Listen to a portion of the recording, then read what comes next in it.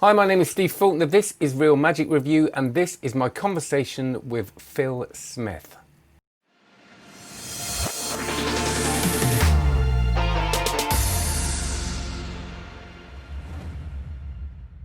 So before we do that, can you please like, subscribe and share if possible, because that makes all the difference. If you know people that will like this, do spread the love. And check out cardmagiccourse.com. That's my online course, which you will all know about if you've watched anything on this channel. This is a real labour of love. From 2013, I've been adding to this, and it's now over 300 videos, loads of content from beginner to advanced. And that's all with me teaching, cardmagiccourse.com. Right, so it was a absolute pleasure talking to Phill. I've been fascinated with his work since I read the Mythology Codex and before actually, but it's just, he's a prolific creator, and importantly, everything he creates is fascinating to me. There's no filler, there's no fluff, and it was fascinating to hear his opinions on mentalism, the current state of things, how we come out of lockdown, and the things he's working on at the moment. So do have a look, watch right until the end, all right? There's some gold in here, and don't skim through it. I know they're long form interviews, but that's how we get to the good stuff. That you'll find it as fascinating as I did, I'm sure. So thanks very much. Take care and enjoy my conversation with Phill Smith. Actually, let me sort the focus out. Hang on. Why is that? I'll put it on wide. That's why. Hang on. I'm going to fertile with it. I've put it. It's because I've set it to focus on my table in the background instead of my own face, which is probably better. There you go. Right, that should be it. Always starts so flawlessly, Phill. That's it. Smooth, slick, looking good. Look at that. That's good, isn't it? Yes, nice. What camera are you using for that? It looks so nice. With the depth of field, it looks great. Yeah, it's a A7R3. A Sony A7R3. That's a Sony camera, yeah. Yeah, so basically I'm going to get a webcam like yours, because I have to set up my mirrorless big chunky camera there, which does look good, but it's a bit of a faff. So I think I need a proper posh webcam, but I refuse to pay over the odds like you do. It looks so nice though. I've got a DSLR and I've got a couple of bits that I wanted to run into the computer, but because I've got they only go through a capture card. So I've got like a capture card that you can plug the HDMI into, but it adds latency. So we'd be having like a real awkward conversation now with like a ginormous delay in it if I did that. Yeah, well, I've got the capture card, but I've avoided. See, this is that we could get really geeky here because you've been having a few issues, haven't you? Yeah, how about a few? For those, you're going through the pain I went through. So for those that don't know, because we're recording now, Phil's been setting up all his live streaming, and I've been observing your progress, and you've basically gone through where I was actually before lockdown, because I was sorting out all the live stuff about 6 months ago, and I was tearing me out. I just wanted to throw everything out the window, and you've been going through that same thing. Yeah, it's kind of the bar has been set really high, I think, by people who are used to seeing things online now, aren't they? That are like really like high level professional quality. So what you don't want is for somebody to be put off learning the stuff that you want to teach by not looking at the same sort of level as some of these other, like you could go and buy a terrible trick that's just so beautifully shot and it feels like a real high level of production versus like if I'm sitting here with just a webcam on my computer, it would look absolutely awful. Like I might have some great stuff to say, but it does take the shine off it a little bit, doesn't it? Well, it's a weird thing, isn't it? And I suppose it links to your work as a designer. Because it's the detail in it, and I think a lot of people, because I think the bar has been set high, but I think that there's quite a few people still keeping that bar pretty low. And God bless them. Keep that bar down. Yeah, do you know what I mean? And it kind of, what was it? I was reviewing something the other day, and it was it was a half decent thing from Abstract Effects, and I mentioned it on my review, so I don't want to mention that, but the effect and the packaging of the effect was really nice. They put work into the design, but when you watched the download, it was just kind of shot on a phone and without a mic, and I think a lot of people won't mind that, but I think it does make a difference when the whole package is kind of like it just communicates effort, doesn't it? And that you put time. It's not just that. It's one of those things. This is just the geeky design stuff. Yeah, there's a lot of evidence that things which are like well designed, well sort of visually crafted, not only do people perceive them as being better, but they experience them as better. So there's a couple of examples that I know. There's one which is an experiment that was done in Japan into the layout of ATM cash machines. There was one, they had like a control group which was sort of very sort of clunky, old-fashioned design, and one which was like a newer design. And they were almost exactly the same functionality. It didn't do anything else. It just looked a lot nicer. And when they like did debrief interview of people who used them afterwards, the one that looked nicer consistently scored higher in terms of how usable it was. But people used it faster, even though it wasn't actually any faster. Yeah, it functioned better. And the other example is that if you have two bottles of wine, it's the exact same wine in each one, but one of them is like the Tesco Saver label on it, and one of them is like a much nicer, sort of beautifully designed label that tells a very different story.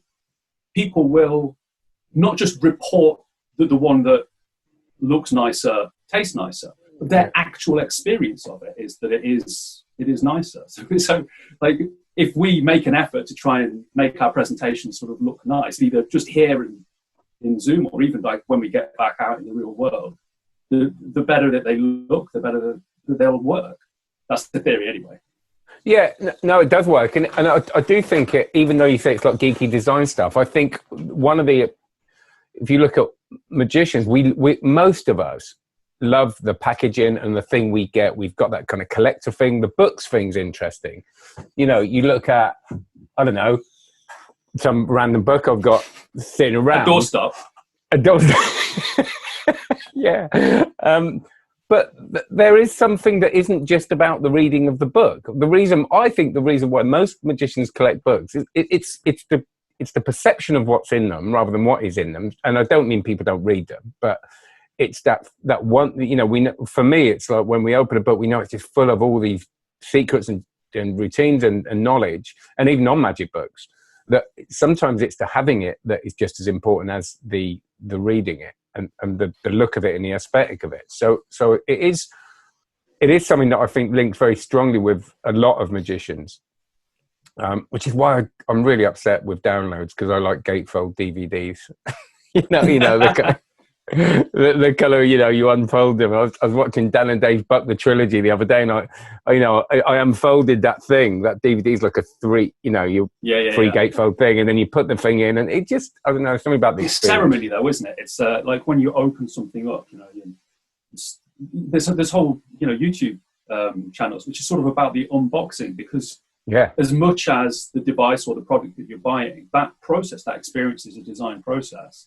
So when you open that Dan and Dave, it's like, you know, which DVD, I want to pick this one and put that in, and the whole like procedure and process of it. It's part of it. I've got somebody bought me a Turkish coffee ibrik. So instead of having a normal coffee machine, it's this stupid, it's a whole process. You can't just like, boosh, there's the coffee. Like I've got just a regular coffee machine, but it's almost like meditative. You've got to stand there over the hob with the fire on exactly the right level. You've got to just the right amount of coffee. You've got to go in. You've got to go through this whole process, and it's kind of like it's getting you into that space, that mental space. So by the time you've got that cup of coffee, it means something. You've invested something in it, and even if it's just opening up some DVDs or like finding time to sit down with like a ginormous book or anything like that, I think maybe there's a message there that we can like learn as performers. I think so as well, and then it goes the other way. Because a lot of people ask me, you know, on the course and stuff about practice approaches, because the thing is, we can, it's like with sitting in front of a nice close-up mat with a nice laptop, with a nice deck of cards, that all makes a difference. But then I think we can go the other way, and if we haven't got the chance to do that ritual, we don't practice. And I think that it's that thing of going, we actually don't make it.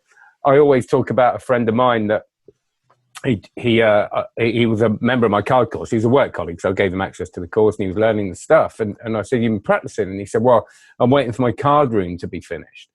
You know, and you kind of go, right. you don't need the special room for the deck of cards. It can be so I think it's being flexible within that as well. Sorry. Yeah, so I've got one of Jordan Murphy's really beautiful close-up mats a while ago. And it's like it's for specials. Like when you get that out, I know. I can't let this card mat down, the close-up mat down. It's got to be the good stuff now. Yeah, I know. I got one from Boston Bosch, and they and I kept it for a few. Well, first thing I got it on my birthday, which was brilliant because it wasn't a present; it was a review thing. But it is for best, and actually, I almost don't want to use it when I'm just messing around with the cards. It's like I'll keep it for best and use my tatty old bit of carpet, for the thing. But no, it's a fascinating subject, and I think it's an important one to talk about. But I'm really interested in your process from being a design. Well, no, I don't know if you went from designer to magician. I want to know because they're separate things, but they're obviously intertwined. Because what a lot of people won't know is how much stuff you have designed for magicians. You've done so much, but then there's you're creating as well. Where did those two meet? Which one came first? Well, I was into magic when I was a kid. I've got like everybody, sort of magic books and gradually got into magic, but they kind of developed in parallel. So I've been using computers for a long time doing design. My dad's an illustrator, and so I learned like design instead of life advice from him. So I can make a computer jump through hoops, but I can't really talk to human beings. So I don't know whether that's good or not. But when I was at university, I went and studied multimedia design in Leicester. And whilst I was studying, I discovered the Leicester Magic Circle. So at the same time as I was sort of leveling up these various different skills, but it's like, I'm pretty sure that you'll find that a lot of the things that you do in your life aren't necessarily separate things. They're all just expressions of sort of you yourself. And so all of these different creative aspects are kind of like, they're just different ways of like we were just talking about design, about making things sort of look nice and it working. It's kind of all the same sort of thing. So I started like creating magic pretty early on. Like once you understand sort of the toolkit and you start trying to find ways of making things happen that are unique to you. And then I wrote scripts a lot, and so I ended up having a lot of material written. And then whilst I was like playing around doing like learning the desktop publishing software, I decided to lay out and illustrate a book just to see how it would work. And it was just at the right sort of time that like short run digital publishing was becoming something that you could actually do. And so I kind of like really, and it's just everything sort of like gradually like worked up and sort of leveled up at the same time. And so now the majority of the work that I do is sort of design work. And it's almost exclusively within sort of the magic and entertainment industry, mainly magicians. A lot of like promo stuff for people for when they're performing or when they get back. But also a lot of like props and stuff for specifically within the magic industry. Yeah. So you said you were writing scripts then. Did that come, have you ever been, and I know you do perform, I've seen you perform it at conventions and stuff, but have you been a jobbing magician, or did you start writing stuff before creating stuff and then performing? I've never been like a full-time professional performer. I have performed professionally quite a fair bit sort of around Leicester and sort of back in the day. I kind of cut my teeth out. Like I said, when I went and joined the Leicester Magic Circle in Leicester when I was at university, which was way too long ago. And they had a really interesting format which helped a lot of magicians come up, which is they did a thing called at homes. So if you were a community group and you were organising a charity event, what you could do you could hire a team of 5 or 6 magicians who would come, and they had this presenting format where we'd rotate around these different tables. So you'd have your 10, 15 minutes set, go and perform for each individual table. And then, so you're donating your time, and then they're getting this thing that they can sort of sell as a charity night. And then the Leicester Magic Circle would take the money that they got and donate that to sort of like beneficial charitable groups. And so it was good because at the time, I wasn't necessarily good enough to go and do a close-up gig on my own. But what I got to do was to go out with a load of, people who were professional magicians who've got like 20, 30 years of full-time performing under their belt, watch them perform like after them or around that. So I kind of like, there was the right kind of energy. They could set everything up and then even like give feedback. And so I found that really useful, and that gave me the confidence and as well a lot of contacts to be able to then go and I did quite a lot of gigs, like standing gigs and stuff like that. But it's like it's never been my full-time thing. My main sort of interest in magic is largely sort of creating stuff for other people. Someone else can go and do it. I'll come up with the ideas, and then they can go and actually make it real for everybody. Yeah, but I think that's a really valid thing, and it's weirdly enough, because I think the ego of performance is a thing that drives a lot of people at the beginning, and which is obviously what I had as a street performer and stuff. But then, and I've talked about this before, that kind of goes, and it's that. And I think actually maybe throughout the whole process, if I was really honest with myself, I probably would have been happier either teaching or sharing or doing that. But you kind of sometimes feel as a performer that's kind of failing in some way. It's like, if I do that, I haven't made it. And actually what you realise you never really wanted to. And it sounds like you've known exactly what you wanted to do, like throughout the whole thing. I feel like, yeah, there's when I was younger, sort of, there was a lot of, I don't really know why, but there was a lot of good sort of professional close-up guys in Leicester. I used to watch a lot of them and think that, you know, like I had to be like a certain level if I wanted to become a professional, and that was the goal, is to be a professional. And there's been for a long time that sort of mindset inside magic, that the ultimate expression of magic and being a magician is performing professionally. And it took me a long time to realize that the reason why they were so good was because they performed professionally, that it was the experience of doing that again and again, and it being a core part of their life that made them good, rather than the other way around. They didn't become professionals because they were amazing at magic. It was something that sort of happened simultaneously. Yeah. And increasingly, I think that there's sort of a realization for a lot of people that just being a professional magician isn't necessarily the ultimate in magic. It's very important, and the existence of like high-tier professionals obviously drives the art in a certain way.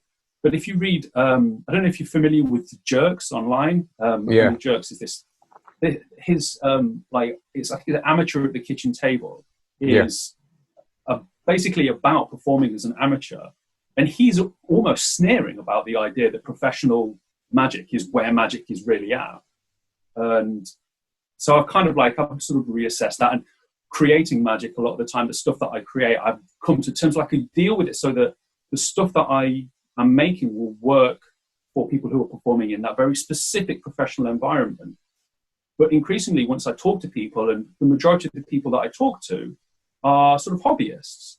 And so rather than thinking, well, they're not all that, they're not the most important, to make sure that the professionals are taken care of. It's this idea that if you're creating something that will work for both groups, then that's kind of like, that's the ultimate. That it's something that would be great that you could go, and if you're working 20 tables at a corporate, it will work at those tables. But also something where if somebody's going to be like, I'm going to be seeing my friend tomorrow, so this would be great if I could show them this. Then if it has enough for in that moment to be like strong and important, and that's kind of like that's where I'm at anyway. I don't even remember what the question was. I feel like I got no, it wasn't a question. It was a conversation, it was a comment, and I think you're right. I've gone through this thing, and I'm sure I bang on about this in every video. But this process of, I used to say not that long ago that magic was a spectator thing. It was for an audience. That's why you did it.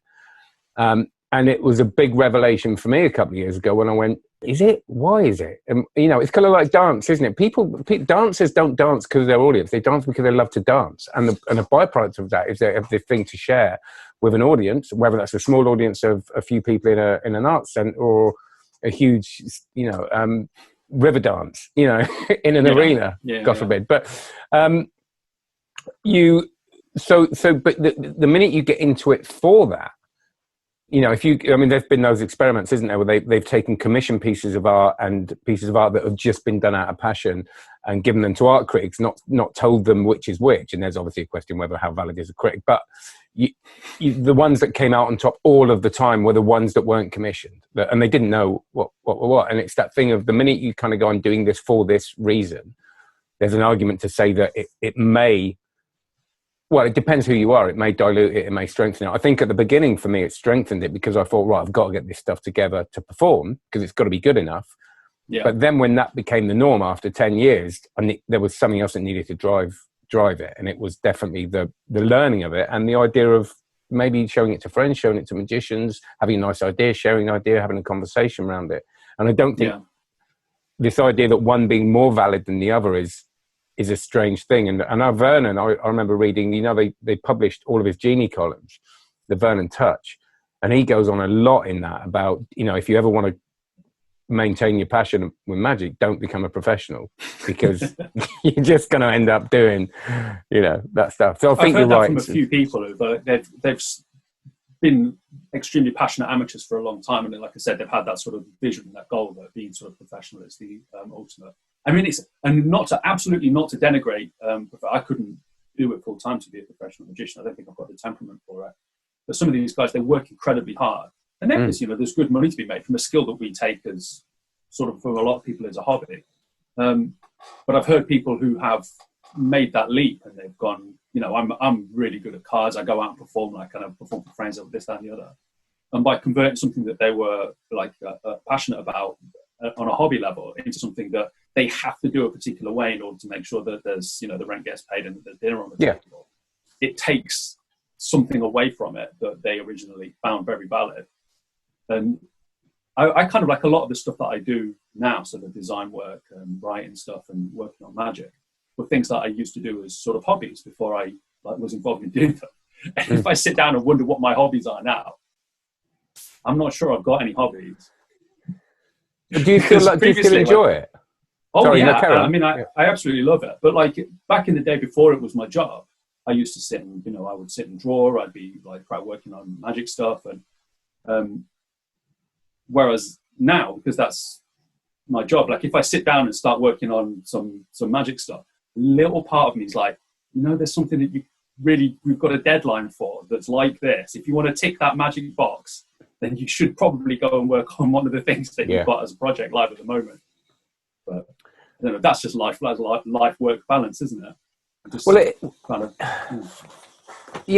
think it is, but it's a strange one. I get a thing where if it's something I really love doing, I have to timetable it in or I won't do it. Well, that's one thing. So even stuff, it's even take a half an hour off. Sometimes I have to timetable that because it just won't happen with the kids and all that. So some downtime. But what does happen on the opposite side of that is that if I have to do something that I know I love doing, but if I have to do it for a deadline, it starts to feel like work and it becomes this other thing. And I'm like, oh, I've got to do that. And part of me goes, oh, I've got to do that thing. What, you mean that thing that you've always loved doing for your entire life? But the minute it becomes, even you just told yourself it's a job, and so it's trying to maintain that and kind of going, actually, I've got to remind myself that I like doing this, because we're taught so often, I think, from being kids that work and life are different things and work and hobbies are different things. And people like me and you and many magicians and, non-magicians, people that just have a job that they like, the two things are kind of intertwined. So there's almost like a guilt sometimes of enjoying it too much. So you've got to kind of dislike it a bit. But we don't, there's obviously I know exactly what you mean. It's a lot of the time with things like this, like you said, it's trying to find a way to remain passionate about something when there are sort of after a long enough time of doing something again and again, it can become sort of routine. Whereas I remember when I first got into magic, and I was going to a meeting where I wasn't even performing. I'm just there might have been a moment when someone's like, oh, what are you working on? Show me something. And remember being sort of excited and having butterflies in my stomach, because bumping up against that sort of the world of magic was so exciting. And I don't feel like that now because it's something that I've been involved in with so long. But damn, that was good. I kind of miss that. And I need to find a way to convey that to other people as well, because there are people who are going to be interacting with me and the people that I know who are feeling like that. So for it to feel sort of real and authentic, I still have to be sort of excited about everything. And so to maintain your sanity, you have to not be maximum excited by everything all the time, but to, over a long enough period of time, sort of retain any integrity about trying to help other people be excited. You still have to find a way to be excited about things. So that's why you always have to have be learning something new, I think. That's the new thing. That's the thing that you're excited about. Yeah, and it's that thing of doing the 20-table corporate gigs. The key is to always to pop something in there that you're a bit scared of going wrong, maybe, that kind of keeps you on your toes. And actually, for what you were saying, that thing of being in the spontaneously performing, maybe in a work situation or in a friend situation, for me is kind of, because you almost don't know you're going to do it just before you do it, unless you plan to do it at a certain time and all that kind of thing, which I don't like actually with friends. At 8 o'clock I'm going to do this trick. It's kind of that thing about someone says do a trick. Oh, fair enough. What we got, and then you do something, and I've found that with things like wiki test and things where you can just, if you've got nothing on you, just do a thing.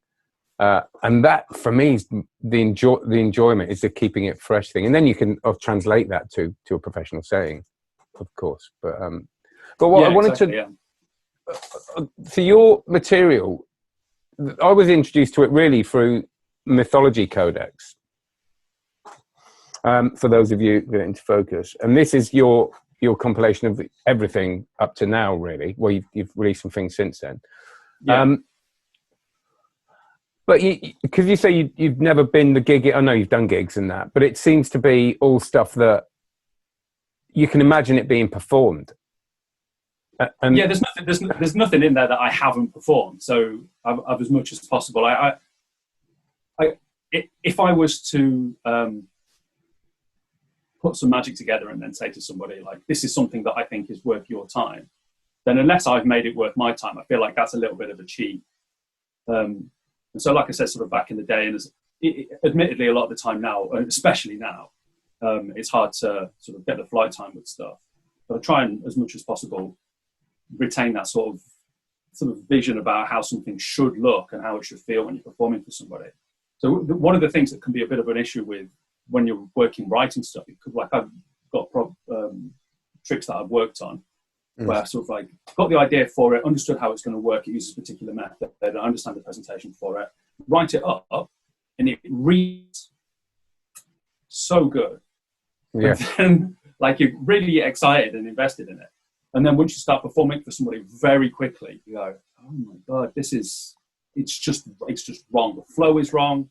It's too slow. This bit is like clunky as heck, this bit. Yeah. Because when you're writing something, you can just condense down the process that takes quite a long period of time and kind of elide it with the text. You can just make it sort of like it's nothing. It doesn't. Mm. But of course, when you're in the moment that you're actually performing for somebody, if you have somebody do this particular thing, then it can take way longer IRL, than when you're writing. So it's important to, I think, like retain that sense of that everything has to be sort of practical and real world as much as possible, because otherwise I know that there are things that come out where people will write something and it sounds incredible and exciting and sort of vivid and perfect and powerful, but then when you actually try it, they've done that exact thing, that there are parts of the process that they've sort of hidden away, swept under the rug with the way that it's been written, but that in real life are more problematic. Things where, like I said, there's a part of the method that relies on something that's sort of statistically almost certain to happen. But like if there's something that is 95% likely to happen, that's pretty good to rely on for a trick. 95% of the time somebody does this. But if you're doing those 20 tables at a corporate gig, that means that one of them, that trick, which you put so much energy into, is just going to completely crash and burn. Which again, if you're getting paid for, is not the most important, especially if that's the table that the booker's at. Well, and this is the thing with a lot of mentalism stuff. And actually, I've heard, I know magicians, the card magicians, that have put together routines without ever doing them, and actually some of them are very good at that. They can feel what works. Because you look at. You look at a lot of books. Nobody can have performed all those tricks. You get a book and it's got like 500 card tricks in it. Do they really retain all that and go out and? Because that's my fascination. Even with your stuff, but your stuff's different because it's kind of an anthology over years and it's kind of grown. But if you were to sit down and come out with that, I remember reading a while ago. Somebody said that Max Maven is the most prolific creator of magic in the world. And he's created and published more than 1,000 tricks. And we know that a lot of them are absolutely incredible. Yeah. 1,000 tricks is a lot of tricks. I know. To have done. I don't know that I've ever done 1,000 tricks, let alone refined them enough to be able to then publish them. but I'm not Matt Maiden. That's why I'm not Matt Maiden. Well, and you kind of, it does terrify me. And I find myself, because I am risk averse, I don't, like a lot of the card stuff I do, the slighty stuff feels like there's loads of moves, but it's because I've built up over years and years and years and I've waited till I'm totally comfortable. But I look at some, I think especially in the field of mentalism, because I'm a kinesthetic person, I like to remember things and all that. And I do read some routines and I do get just too scared of doing them, because I kind of go, to me, it just doesn't, is it as foolproof as they say it's going to be? And I won't I'll take risks in maybe a friendly environment, or if I've got a backup, or I'm in the middle of a show and I'll do a thing and I can back it up and all that kind of stuff. Yeah. But if you've got, like I did a 4-minute thing the other day on Zoom. I had 4 minutes to do one thing. And I did wiki test, because it's the first thing I've learned that you can do properly, like that. And I wanted to do so, and I wanted to try it out, but I was properly bricking it, because I thought if that didn't go, I had nowhere to go with it. It was like, all right, thanks, see you later. So we also kind of felt that wasn't the case. But do you think there is quite a lot out there that you kind of read and go, oh, really? As somebody that creates it yourself? There was specifically within mentalism, there's quite a lot of stuff that you have to do for people to be able to do. So, for example, like my friend Mick Wilson has got a course which is about doing cold reading, and cold reading is it's like an interpersonal art. You can learn to do cold reading, or learn to do like the reading system that he does in his lecture, but you can't do it until you start performing it for people. Yeah. It's one of those things where there's no real practice for it. With hypnosis, there's no real practice for hypnosis. It's like pickpocketing. You can, I don't know, pick your own pocket for weeks and weeks and be like, oh, I hardly felt that at all. But until you go and perform it for people, then you don't know if it works or not. And there's quite a lot of stuff within mentalism, and it's been sort of pioneered. I remember when Banachek's Psychological Subtleties came out, and it's a load of things which are kind of like that. They're psychological processes which are sort of statistically based, and most of the time this is going to happen. But what they are subtleties, they're touches, and they're things to incorporate into a larger routine, which has perhaps got a more sort of concrete method, like a nuts and bolts method that's guaranteed to work. So if you know, for example, that you're definitely going to be able to tell what somebody's friend's name is that they're just thinking of because you've used a concrete method, then you're free to use a whole load of slightly more woolly methods to perhaps be able to determine, like you could tell them what they look like based on some of the techniques that are in Psychological Subtleties. Yeah. But only because they are backed up by a more concrete method. And there are people who've produced a lot of material within mentalism that use that kind of approach, which is sort of statistically based, or they rely on sort of psychological forces or like Propler's methods that aren't 100%. But they're so beguiling and exciting, the idea of being able to do this stuff sort of more or less for real, that people have taken them as the core method that these people use. So there's people who have become renowned for this material that have been kind of like maligned by other mentalists who release stuff, because they're like, this material is not strong enough or reliable enough to work in a professional environment. But without really realizing that when the original creator goes and uses this stuff, it's in combination with loads of other material, which it is strong enough to use. So if you go into a lot of this stuff with the mindset that it is, that it's guaranteed to work, then you will find it sort of disappointing. It's a bit like learning the classic force. But when you learn the classic force, you use it in the context of a routine where if you don't force the card, it doesn't matter. Yeah. Because there's something else that's going to happen. So I think that a lot of this sort of psychological stuff, Propler stuff inside mentalism, I'm not a giant fan of it. I love other sort of principles and methods and stuff. But it kind of like it has to fit in. It has a place inside a broader context of mentalism, rather than necessarily just being the only thing that you perform, in my opinion. Yeah, I agree. And I think that idea of a backup or a solid routine. And I think that you're right. I think that the only issue maybe is that it's not explicit enough in the book or whatever that, this is a something used. I mean, it was with Banachek because that's what those books were. That's why they're subtleties. It's the thing. Yeah, totally. I'm not going to go and finish with, name a shape, but it's something you kind of start with. But I do. It frustrates me because I get so excited. I read the build up to a routine that goes, this is a killer. And you kind of go, wow, this is going to be great for a closer. And I'm looking for something that doesn't use any props. And then you read it and go, oh, I'm not going to, again, I need something else with that. And I think it's about honesty and authenticity, which it's not just a mentalism thing. Obviously, it's a thing in many magic products, but you release a thing, be honest about where it, is it going to work just with your mates? Fine. But don't tell me it's a closer when it takes 25 minutes and you've got to count 3 decks. It's.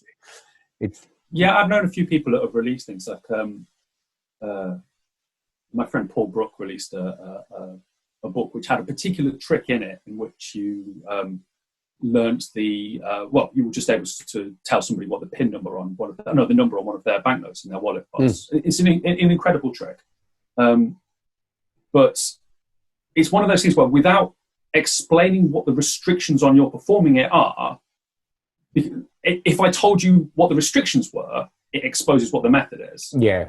So if he goes on, people were interested in it on the Magic Cafe, and it became quite controversial because you couldn't necessarily perform it in you couldn't a walk around setting. You couldn't do it doing those 20 corporate tables because it was so situational. It was so restrictive. But unless you like the sales copy for the thing, if it specifically said, oh, by the way, this one trick that's in this book, you can only do in this, and this setting. It kind of would just explain kind of like the description kind of explains how it would work. So it was an incredible trick, but because people's expectation is that everything that's going to be released is workable under these extremely specific, completely arbitrary, artificial conditions of performing in a corporate close-up gig. That was their expectation, was that everything is going to be like that. And if it's not, and you don't explicitly say so, they were like, it's fraud, you're lying. But he didn't lie at all. He just described the trick. So I think that's quite a lot of that. I think it's, if it's in a book and there's the difference I'm talking about really, I think, is the fact that you release one trick and it's 50 quid and you say it's going to be a closer, anyone can do it, requires no practice. And you get it and you go, I can only do that in 10% of situations. That's kind of what I think, which does happen quite a lot. Or you can do it in every situation, but it's just not very good. That's the other thing. It's like, you can do it in every situation. You just probably choose not to. Because nobody would care. No, some things where there's an extremely tight angle or something, it will look amazing on the camera. Yeah. But, or like with an edit. So there's you'll see things sometimes where in the beginning of the trailer, they're ready to do it. And you're like, how did you get there? Yeah. Because it seems like a small thing, but how you get that prop into play could tip it, could completely reveal how it's kind of great for that particular setting. I think though that after you've been in Magic for a long time, kind of like the way that things are conducted in trailers a lot of the time, you just go like, if you could get into that, that would have been part of the performance that you showed. Or like sometimes there'll be like midway through, it could be just here, and then the camera, there's a cut, and they sort of look like they're in the same position. It will just have been one shot. There's something happens there. Yeah, it's that like the dark art of reading in a sort of super cynical way what the edits on trailers mean. Oh well. Yeah, and I think there's a difference between editing a trailer to show something in a dishonest way and editing because if a layperson was to watch it back, they would see it. So again, a lot of mentalism stuff requires that you get there in a way that won't be remembered by a spectator. Yeah, that's true. So I get that why they would edit and go, okay, this is kind of what the spectator would see and feel and experience, and all the spectators away from them. And again, tricks with phones are very important because a lot of the time a spectator will kind of not really remember that the phone was involved. So, and then it becomes about the other trick. You look at something like, I don't know, Rubik's Cube stuff where they don't even see the phone, but if they was to see everything. So I think that, but just be honest about it. Just kind of just kind of say, understand that the trailer shows what they're going to experience. There is, and some people are honest about that. A lot of people are, but yeah, I guess these are sort of the teething problems of an industry that's becoming increasingly commercial. So that a lot of people have been used to, like their job is inventing magic tricks, and now they've got a additional job which is making trailers, which is a completely different, skill set. But people are, especially in magic, keen to sort of do everything themselves. So yeah. A lot of your stuff is about premise and having that. And I'm always really conflicted about the importance of premise. I think it's incredibly important for certain routines. I think having that around it is needed, and routine. And a lot of your stuff is just built for that. It's built for, you don't just go talk through it and it happens. And you, in your books, you've got these premises that are really either really funny, beautiful, and that seems to be where you've put a lot of time into it, as well as the routine. So what's your process for that? Well, first of all, how important do you think it is in all routines? Is it just something that's... I mean, that came about because at the time when I was sort of first getting into mentalism, it was when Darren Brown was first hitting, and I kind of was distantly aware of the fact that what you were seeing wasn't really what was happening, that he was creating a premise, a context for what was happening that explains it, but that isn't necessarily true. But if Darren had come on and done without his sort of premise about it being like a psychological entertainer and being able to understand people's sort of inner thoughts in a very specific way, I think that it would have been a one and done series. It was just like, this guy's a mind reader of some kind. But it made him unique. And what my premise stuff is about exploring ways of presenting mentalism and magic in a way that isn't just, I'm psychic or I'm a psychological illusionist. There's got to be something which makes you you. So we've reached that point now with Darren, is that people don't think of Darren as being necessarily a magician or a mentalist, aside from the fact that no one really knows what a mentalist is. He's Darren Brown. He does Darren Brown stuff, and all of the things that he does are Darren Brown things, because he's got such a sort of well-defined and crafted premise. So the things that you mentioned inside the books, I've always sort of interspersed the tricks with these almost like little sketches which explain some sort of super exotic or peculiar premise, like for a basis for your performance. And they're not necessarily things that I expect people to go and perform, but they're just examples of how you can create a context for your sort of broader performance, which sort of enriches and informs them and lets you create something sort of unique to you. So, like if you create a unique premise that is really well expressed, then in a way, what you're doing as a performer is unique. So if somebody tried to search online for somebody else who does what you do, and their understanding of what you do is informed by this premise, they won't find anybody because it's you. They would have to like make a leap and be like, I guess that guy's a magician, and then search for that. So in a way, there's a sort of commercial aspect to it like that.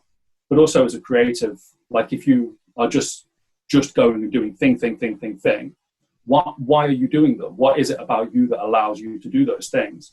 And so kind of as a performer, I sort of broadly have a premise that I try and fit everything into, which is quite nebulous, but everything kind of slots into it. But individually, a lot of the stuff that I work up, so tricks that I've released and things, will have almost like a micro premise, just a sort of a context for them to happen in, which explains what's going to happen. So, for example, one of the tricks I did, which was about looking at how people were subconsciously able to break codes.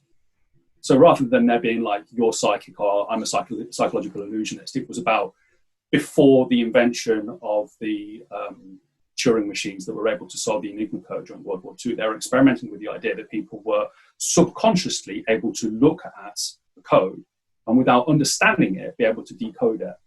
And that and kind of the whole trick comes out from that. And in the end, the trick's got, methodologically sort of nothing to do with that.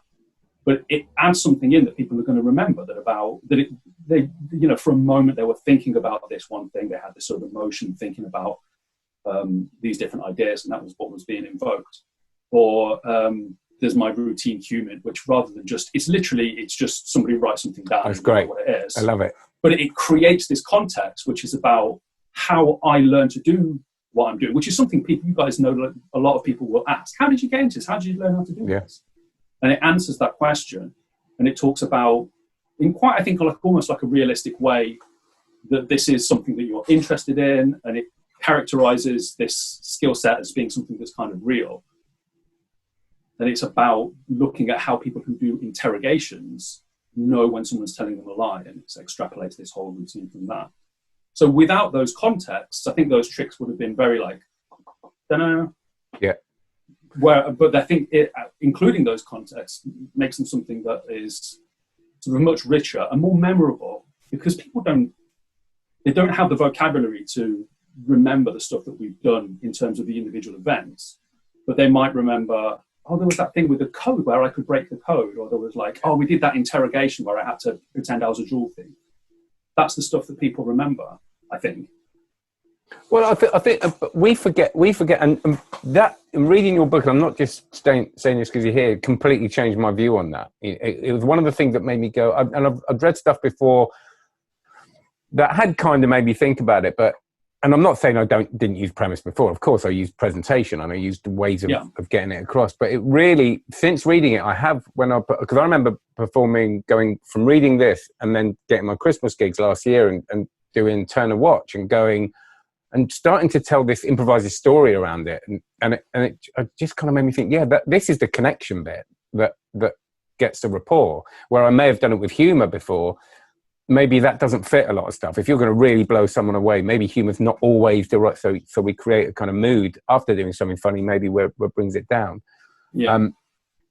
And I think it did kind of make me start thinking about the importance of that.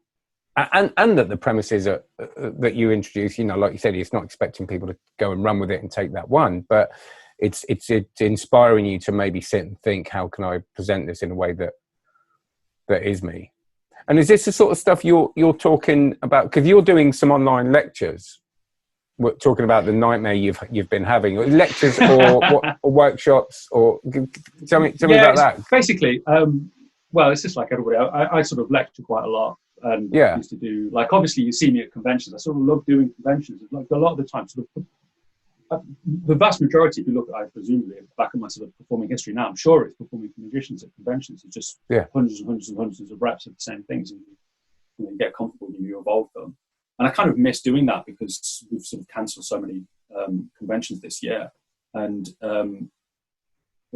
I just realised that I could be, getting involved, because I have like worked up a whole load of new material. I never really stop, because like I sit, like that's my go-to place. That's my sort of, if I'm sitting there just staring into the middle distance, I start thinking about some, like, oh, what if you could do this? I wonder what if you had these restrictions?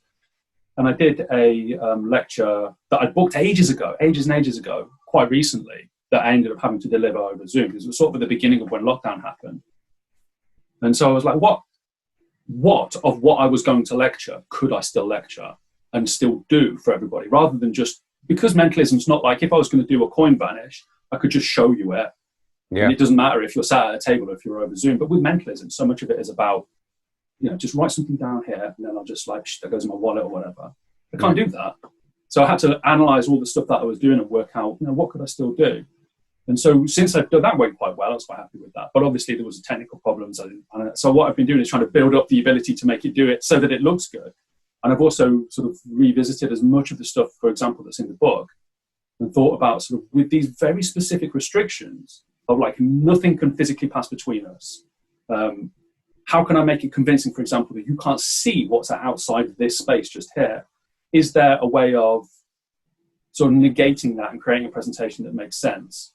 And is there a way of using that? And it's looking at these restrictions and trying to use them to create something that's sort of still exciting and still amazing. And then sort of that's what I've been putting together for this sort of miscellaneous session. So the first one is actually tomorrow.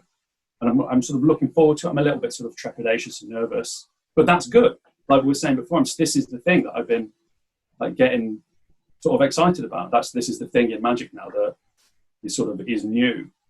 And, because it's so new, there's a chance for, having creating something that's going to be useful and exciting for people. And again, once a lot of the stuff that I've seen, people have been like, when you're doing your Zoom shows, and I thought like most of the people who are going to be doing this lecture aren't going to be doing Zoom shows.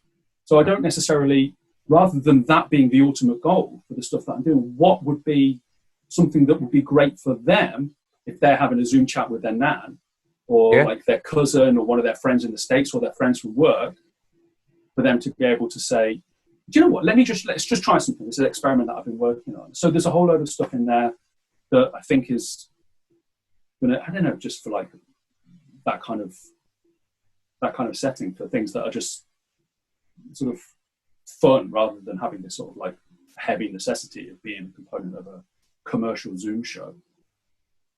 Yeah, and I just looked on the date there because you just said this first one's tomorrow. It's the 24th of July now. So can people can people get, because this might go up after, can people get it afterwards, or is it just a purely live thing? It's going to be, this one's going to be, so if you're watching this after the 25th, you've missed that one. But what my goal is for it to be sort of a regular format, so that I'm going to be able to, because this is something that's constantly updating, rather than just being, like I said, just a one and done. I'm going to hopefully be able to like make it something that's a little bit more regular, as well as doing it for Magic Clubs or whatever. But I've not finalised all of that. But yeah, the it being a format rather than just like a downloadable lecture is sort of the goal for it. Because, like I said, if like this, the restrictions are always changing on what we can and can't do.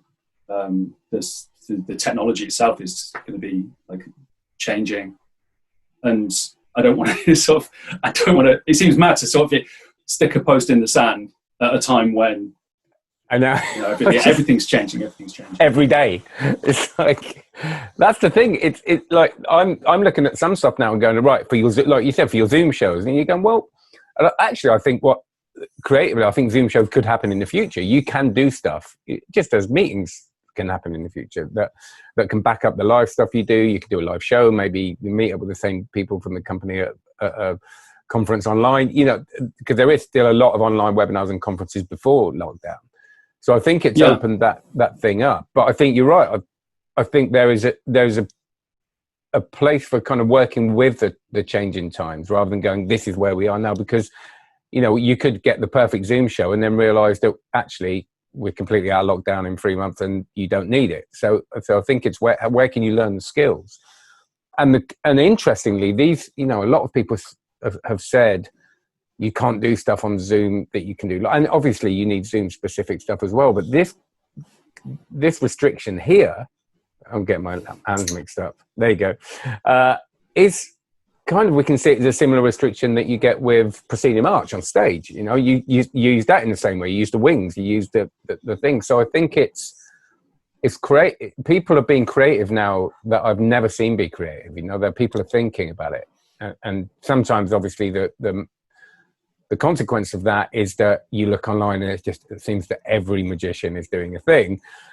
So it's hard to pick out from that the stuff that's going to be of value for you, which I think is why if people know about your stuff, it's important that they know that you're doing this, because it is, I think, you've kind of, you've walked the walk in a way, because you've got the material to share. So I think, mentalism is quite sort of uniquely placed to do a lot of this kind of stuff over the internet, because rather than physical objects moving about, mentalism is about sort of the transfer and flow of information and knowledge, and that's one of the only things that can actually pass through the screen.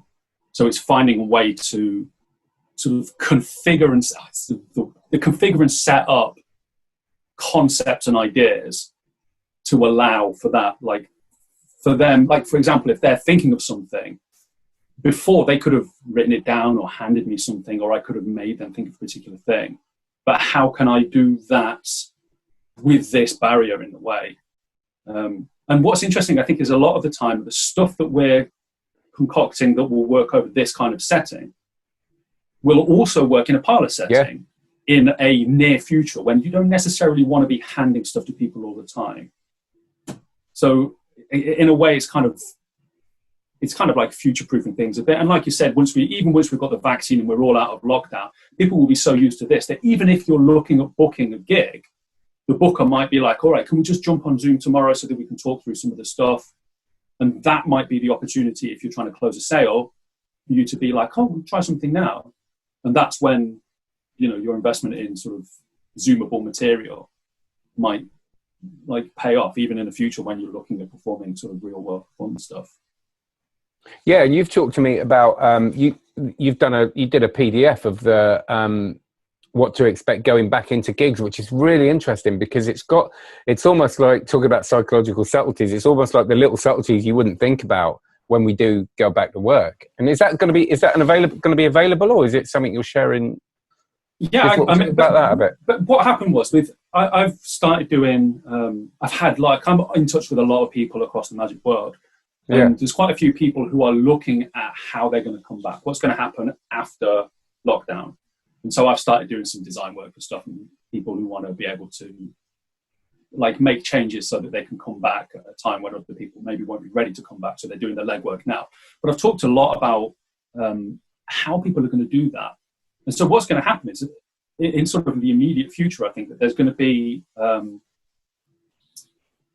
fewer gigs, and the competition for them is going to be pretty cutthroat. And so it was the document. I literally, because we were talking about what we were going to talk about, I've got this notes document, and all I've done is I've just kicked it into the shape of a PDF. So I don't know how you're going to do it, but I've sent you the file. If anybody wants to download it and have a look at it, it's not like a definitive thing. It's just that I've sat and thought about, and the things that I've talked to people who are professionals who are going to be coming back, and it's kind of about what I've had happen before in the past is if there's an issue that you haven't really thought a huge amount about, and you end up talking to somebody who is a booker, the first time that you want to have thought about what the answer is not when they say, so how are you going to make sure that do public liability insurance? Like if you use like equity for your public liability insurance at the moment, their recommendation is don't do gigs. So if you go and do gigs, do you have public liability insurance? I don't know. God. but the first time you think about that shouldn't be when you get there and you drop a dry diamond ring doing ring flight or something, and you go, wait, am I insured? Oh my, yeah. You see, it's a minefield. There's a whole load of stuff like that. So there's questions that people are going to have to ask themselves so that they can build a mental plan. Because when you go for gigs, you're going to be competing against other people who have thought about these things.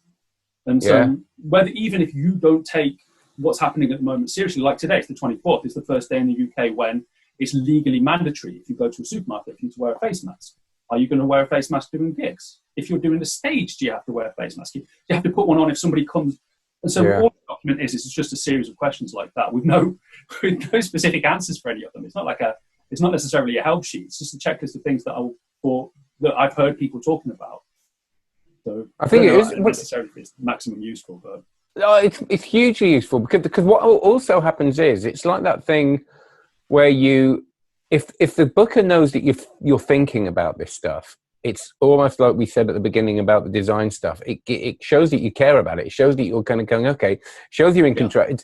I think bookers sometimes like to be advised, not in a cocky, I think you should do this way, but just if they hear you say, okay, can you send me a seating plan just so I know I can do the best job possible, or there may be an issue here. They like that because they don't know a lot of the time. And to show that you're considering this stuff, I think it communicates all that stuff we talked about at the beginning, which is the details. You care enough about it to create maybe a sheet to send them, or to.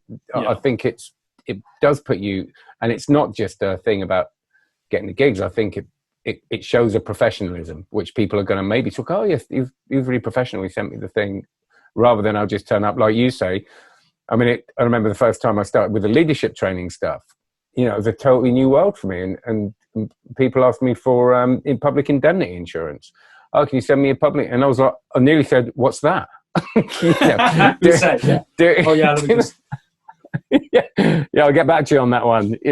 Quickly. So I think it's really important. So is this just to give out, or you? It's not a service or anything. Great. It's just we talked about. You sent me a message and we were talking about doing this, and you said, "What do you want to talk about?" And it was just I'd literally been talking to somebody about it, and I thought I've not heard anybody necessarily on a podcast or anything talking about this.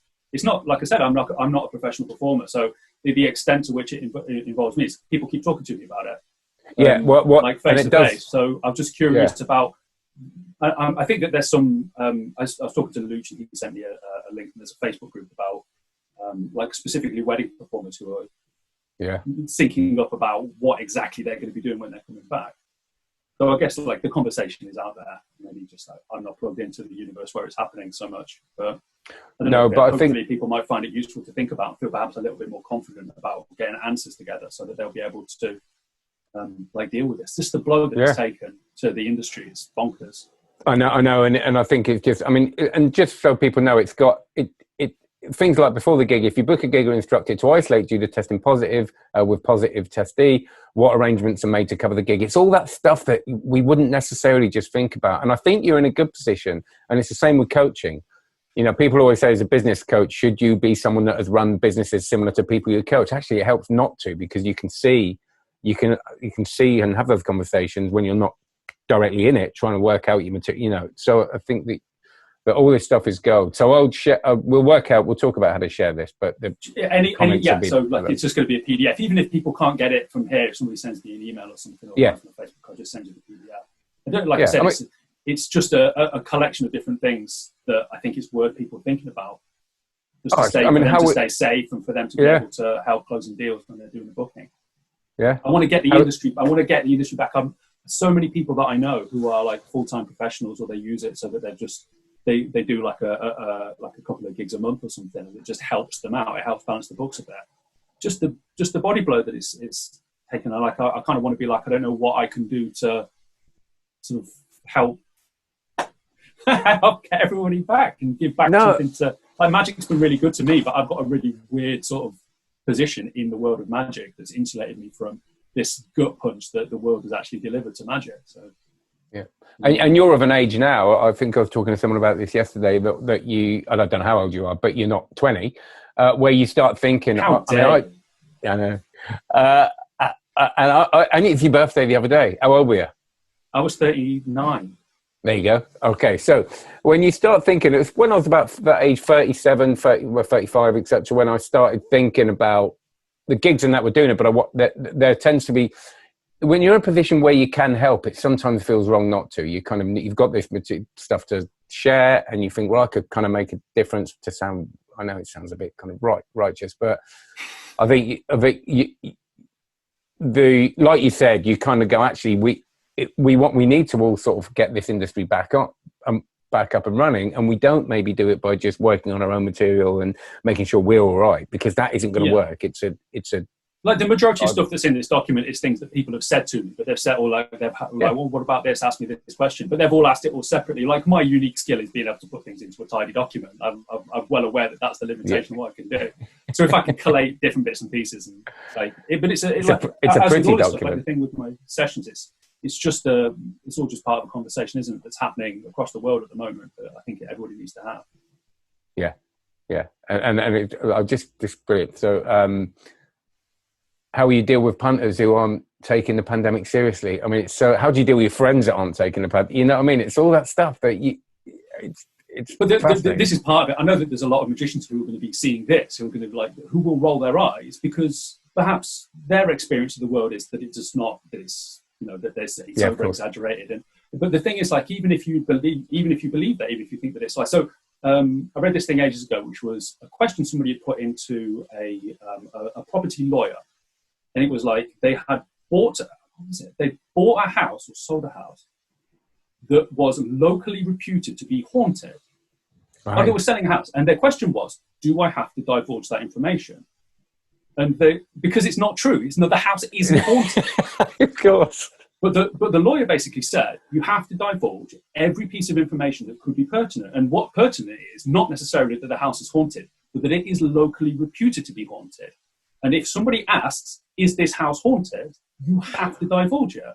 So whether you take it seriously or not, you exist in a world where this is something that exists. Yeah. And so you are still, like, you still have to make some allowances for it. So this document, even if you don't believe that, COVID is real, your bookers do, or you will be selling to people. Even if the booker doesn't, a lot of corporate bookers they play extremely safe because they don't want to get into trouble. So if there's a problem with a gig that you do of any kind, their boss is going to come up to them and say, why did you book that guy? And if they go, but his website looks really professional. He said he's got public liability insurance. He looked extremely good and he talked to, so as long as they will book on the basis of covering their ass. Yeah. And so if you are providing them with all this stuff where you're talking about, so our guarantees that everything in between every table, I'm going to use this, like 95% alcohol gel. I'm going to wear a PPE face mask all times when I'm within 2 meters of somebody. Every deck of cards I'm going to be, so I'll bring a deck of cards that's going to be open specifically. It's, sealed, the props that I can't. So if you come in with all of that stuff, whether you necessarily believe that it's true or not, then it's going to give them the confidence that you're going to be able to do the job when you turn up. Because we exist in a world where everyone else believes that this is real. Yeah. That's maximum cynical way of seeing it, isn't it? But, I don't think it's real, but I know that not everybody does. So. Yeah, but it's empathizing with people that are different for us. And that's actually one of the keys of performing magic, I think, in any way. Is kind of, you might go to a table of people that in your normal life, you might not be able to relate to. No, does it mean you don't perform at their table? And you do the same thing, you treat them with the same respect, and you try and see their point of view and try and find a commonality. And I think that's a hugely important thing with performing. You can't go in there with all your judgments. A friend of mine has got a bit of a niche, or had in London, performing for the Orthodox Jewish community. Okay. And he has got, basically, he's done it well enough, he's done it long enough now, that he kind of gets a lot of those gigs because they know that when he turns up, they don't have to explain anything to him. Yeah.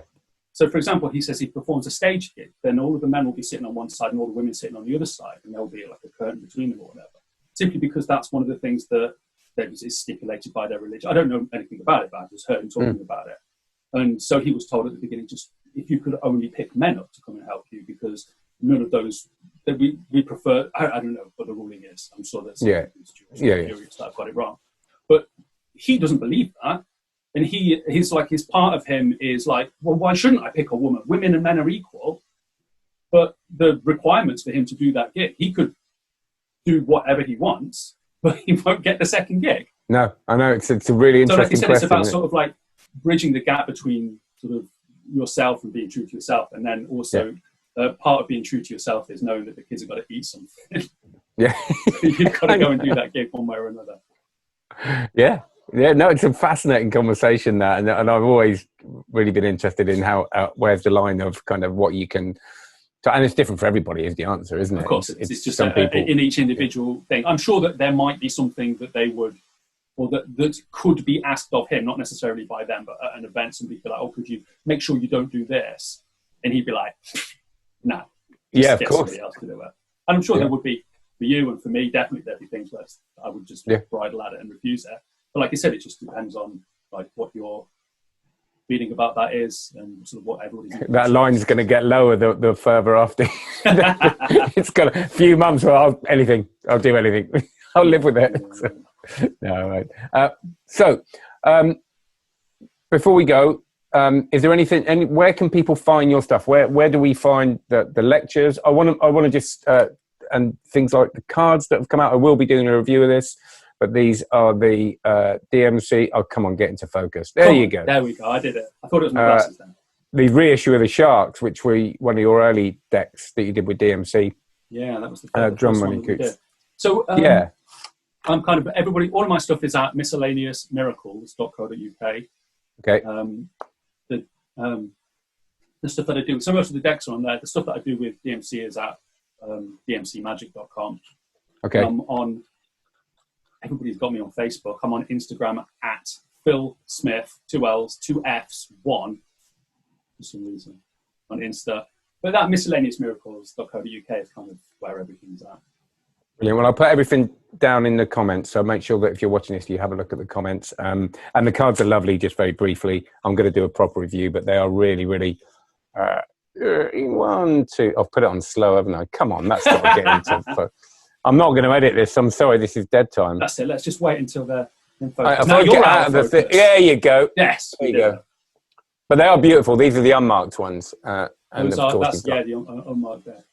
Yeah, so they're lovely. But I'll put everything below. Phill, is there anything, if you do any closing words, or you done, or you're happy? It's been really, it's completely aside from doing a Zoom conversation that people can hear in on. It's just been really nice to talk to you, Steve. So I'm glad that you're sort of doing okay. And happy birthday for your birthday, which was the day before my birthday, I think. Yay, happy birthday to you as well. And you were 39 as well, weren't you? Yeah, that's right. God, I feel like 90. Thanks, mate. Have a good one. Stay here. I'm going to pretend to say goodbye to you as I do, but I don't want you to go anywhere. Bye. Take care, mate. Thank you very much, Phil. You too. See you later. Bye. So thank you very much for watching, and of course thank you so much to Phil for spending his time talking to me. I hope and pretty much think you'll get as much out of that as I did. I found it absolutely fascinating. Please do check out all of Phil's stuff below. Check out those live sessions he's doing, because he really does know what he's talking about. He's one of the few people that do. And of course, like, subscribe, share, do what you can to spread the love, and check out cardmagiccourse.com, of course, because that's what drives the whole thing and allows it to happen. So thanks very much. Take care. Stay safe. See you soon.